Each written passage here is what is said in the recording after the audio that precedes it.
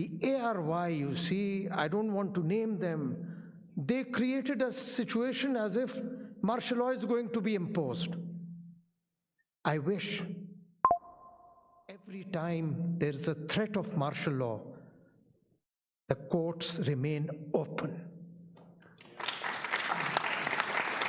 I wish they were open on 5th of July when General Ziaul Haq was removing an elected prime minister. I wish they were open on 12th of October when General Pervez Musharraf had thrown out an elected prime minister.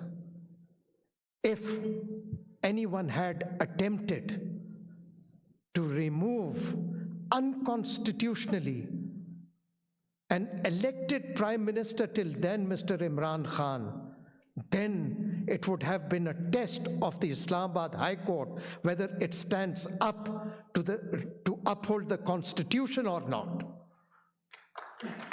Thank you, Justice Manullah.